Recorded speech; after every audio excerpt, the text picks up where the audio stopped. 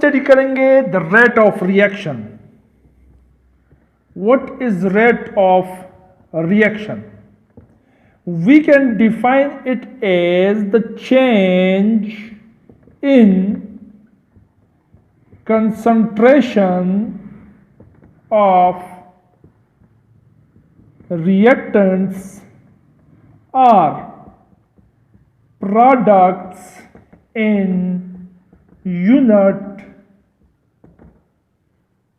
time।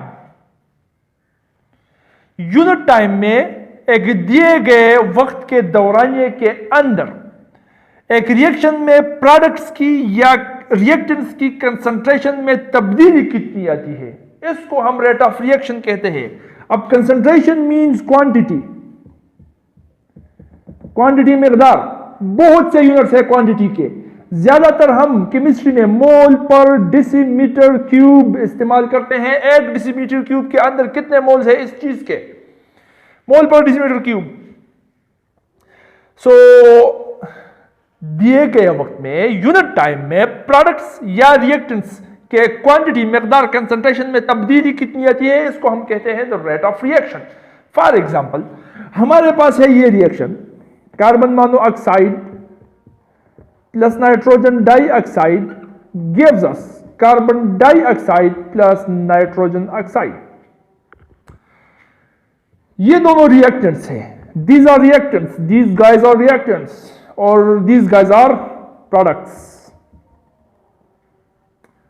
Now we can define the rate of reaction that the change in the concentration of carbon monoxide or nitrogen dioxide मतलब carbon monoxide या nitrogen dioxide, इनकी मिकदार में concentration में दिए गए वक्त में एक यूनिट टाइम में तब्दीली कितनी आती है।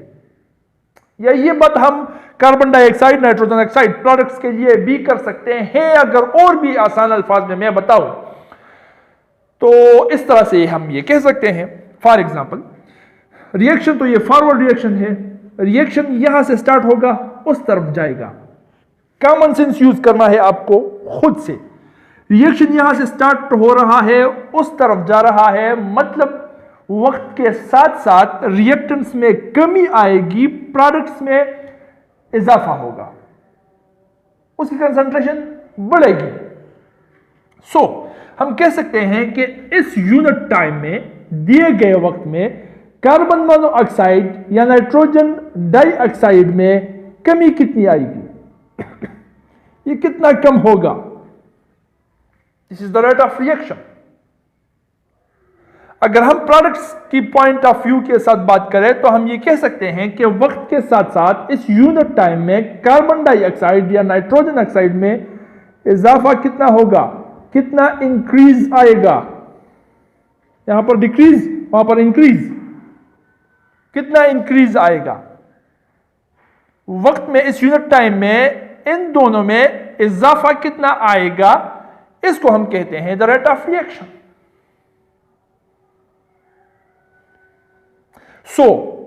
कंक्लूड करें अगर हम इन तमाम बातों को, तो हम कह सकते हैं कि यूनिट टाइम के अंदर रिएक्टेंट्स या प्रोडक्ट्स के मिकदारों में, के कंसंट्रेशन में तब्दीली कितनी आ रही है, that is the rate of reaction.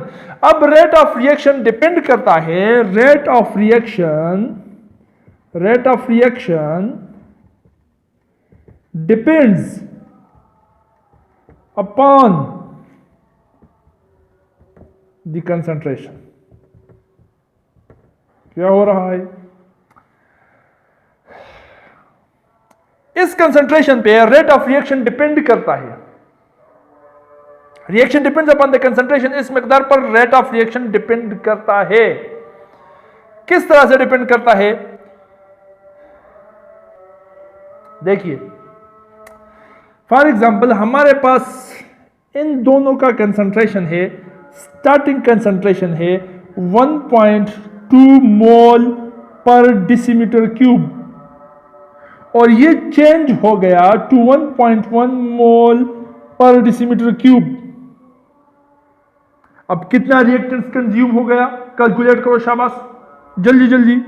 1.2 minus 1.1 is equal to, अच्छा 0.1 1 मोल पर डेसीमीटर क्यूब। इतनी तब्दीली आ गई है इसमें।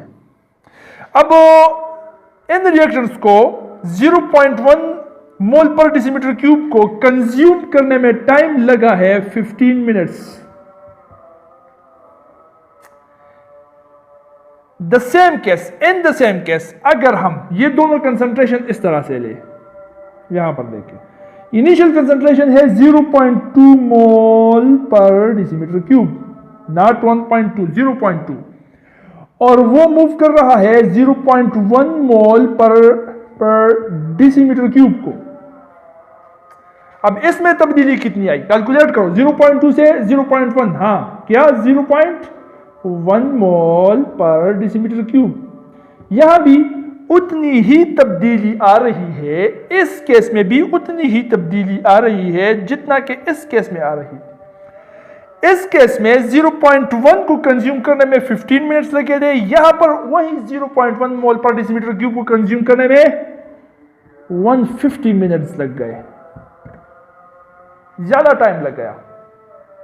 अब ये क्यों? वही हम डिराइव कर रहे हैं, वही इसी चीज को हम स्टडी कर रहे हैं। यहां पर इनिशियल कंसंट्रेशन ज्यादा थी, 1.2 मोल पर डेसीमीटर क्यूब थी, यहां पर इनिशियल कंसंट्रेशन कम थी, 0.2 मोल पर डेसीमीटर क्यूब। कंज्यूम जो कि कंज्यूमिंग मकदार है कंसंट्रेशन में वो सेम है, लेकिन इनिशियल कंसंट्रेशन तब्दील है, यहां पर 1.2 है, वहां पर 0.2 है। इसका मतलब the rate of reaction depends upon the concentration. जितना कंसंट्रेशन इनिशियल कंसंट्रेशन ज्यादा होगा, जितना इनिशियल कंसंट्रेशन ज्यादा होगा, उतना ही रेट ऑफ रिएक्शन ज्यादा होगा। सो we can conclude that rate of reaction is directly proportional to the initial concentration. ठीक? So this change in concentration is in the unit time. If we say the change in the concentration, we can say that the rate of reaction is directly proportional to the change in concentration in unit time. So if we want to write this equation, this mathematical form for this equation, we can write as rate of reaction is directly proportional to the change delta in the concentration of the carbon dioxide which is increasing in the unit time. यहां पर sign positive है क्योंकि carbon dioxide में increase आएगा, इसलिए अगर यही same चीज हम कार्बन मोनोऑक्साइड के लिए लिखना चाहे जिसमें डिक्रीज आ रहा है तो फिर ये इस तरह से होगा। The rate of reaction is proportional to the negative change in the carbon monoxide in the unit time. बैठ गई पल्ले बात, शाबाश, नोट कर लो।